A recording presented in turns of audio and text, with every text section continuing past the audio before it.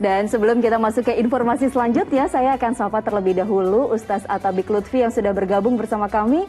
Assalamualaikum warahmatullahi wabarakatuh. Ustaz Atabik, apa kabarnya hari ini?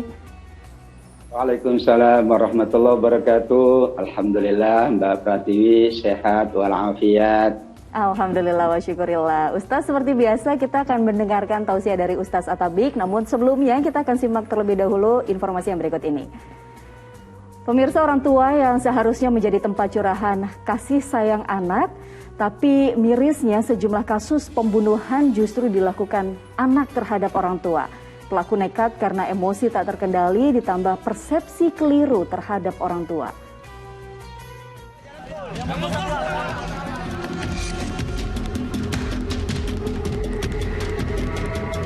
Dianggap sebagai pihak yang paling bertanggung jawab, tak sedikit orang tua menjadi sasaran penganiayaan sang anak, bahkan hingga meninggal dunia. Seperti tindakan biadab pemuda asal Cilacap, Jawa Tengah yang membacok sang ibunda saat tengah memasak di dapur. Kejadian dilakukan pemuda 21 tahun itu saat kondisi sedang sepi. Korban yang sempat berteriak minta tolong itu pun akhirnya tak terselamatkan. Usai ditangkap polisi, pemuda yang sehari-hari berjualan bubur itu mengaku tega berbuat keji karena kesal kerap dimarahi dan kurangnya perhatian dari sang ibu. Perilaku kejam terhadap orang tua juga dilakukan remaja di Jepara, Jawa Tengah. Remaja berumur 17 tahun ini ditangkap polisi usai menikam ibu kandungnya dengan pisau dapur hingga meninggal dunia. Penyebabnya sepele, tersangka geram gara-gara ditegur sang ibu lantaran malas-malasan dan tidak bekerja. Terjadi percekcokan karena apa? Karena si MF tidak bekerja, hanya nonton, tidur, makan. Belum bisa masuk, masih di dalam. Belum bisa masuk. Tak hanya sang ibu, ayah juga kerap jadi sasaran keji buah hati, seperti yang terjadi di Jalan Karya, Kelurahan Seagul, Kecamatan Medan Barat, Sumatera Utara. Bahkan tersangka yang berumur 21 tahun itu habisi nyawa ayah sekaligus kakak kandung setelah terlibat baku hantam. Lagi-lagi, sakit hati karena kerap dikucilkan dan disalahkan, menjadi pemicu tersangka berbuat nekat.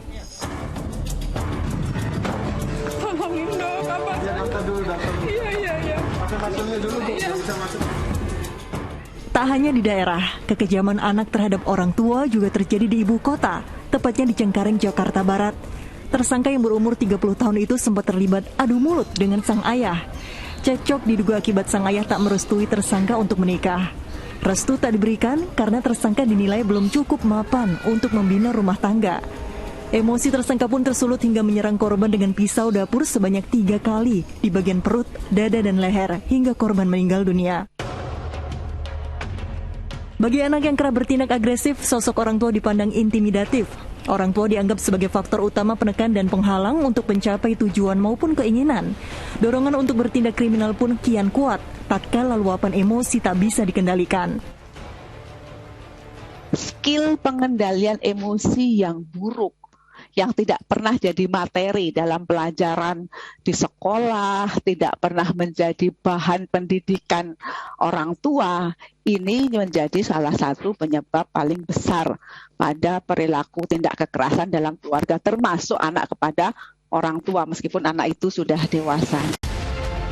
Selain menanamkan nilai moral, agama, dan budi pekerti, sedari dini perlunya mengajarkan anak kebiasaan baik, komunikasi terbuka, dan perhatian antara anggota keluarga, agar letupan emosi yang mungkin muncul bisa segera tertangani. Tim Liputan melaporkan. Ya, astagfirullahaladzim. Padahal kalau sesuai dengan pepatah, bahkan jika seluruh dunia kita beli isinya pun tidak bisa membayar pengorbanan yang sudah diberikan oleh orang tua. Tapi ini justru sebaliknya, jangankan membeli sebagian isi dunia, mereka justru menghancurkan yang menjadi masa depan mereka sendiri, yaitu hati orang tua. Ustaz, di sini apa yang salah sampai terjadi krisis moral seperti ini, Ustaz? Ya, na'udzubillah min dzalik. Apa yang baru saja kita saksikan, tentu ini ya bagian dari hal yang tidak kita inginkan terjadi. Bagaimana mungkin hubungan anak dan orang tua adalah hubungan yang tidak hanya hubungan duniawi, tapi hubungan ukhrawi. Anak dan orang tua bahagia dan saling memberikan kebaikan di dalam kehidupan dunia, nanti di yaumil qiyamah mereka saling memberikan kebaikan. Bahkan anak dan orang tua adalah investasi. Karenanya kenapa Al-Quran mengingat berbakti kepada orang tua setelah beribadah kepada Allah. Urutan kedua, berarti menunjukkan tidak bisa ditolerir anak durhaka kepada orang tua. Namun, disinilah pentingnya pula pola komunikasi. Di surat Ali Imran ayat 33 dan 34, Allah ingatkan bahwa sesungguhnya orang tua ini cermin bagi anak-anaknya. Atau jika orang tua tidak menunjukkan kebaikannya, bisa jadi anak akan berbuat nekat, berbuat durhaka kepada orang tua. Melainkan orang tua sudah sungguh-sungguh menunjukkan keteladanannya, kemudian anak berbuat yang tidak baik tadi, maka ini pertanggungjawaban penuh ada di pihak anak. Karenanya betapa Nabi SAW sampai menyebut sebaik-baik kalian adalah yang paling baik dengan anaknya, paling baik dengan istrinya, paling baik dengan suaminya. Sebelum dikatakan baik dengan yang lain, ternyata alat ukurnya bagaimana ia baik dengan keluarganya. Ayah dan ibu bagaimana baik dengan anaknya. Anak bagaimana baik dengan orang tuanya. Suami bagaimana baik dengan istrinya. Istri pula bagaimana baik dengan suaminya. Parameter inilah yang disebut oleh Nabi. Khairukum li ahlihi wa ana khairukum li ahli. Sebaik-baik kalian. Kalau mampu berbuat amat sangat baik, lebih baik kepada keluarga kalian. Keluarga di sini tentu ada anak, ada ayah, ada ibu, orang tua, demikian juga suami dan istri. Demikian juga bagaimana kita memaknai fungsi orang tua dan memaknai fungsi anak. Kadang-kadang tadi disampaikan ketidakfahaman orang tua tentang fungsi dan posisi anak.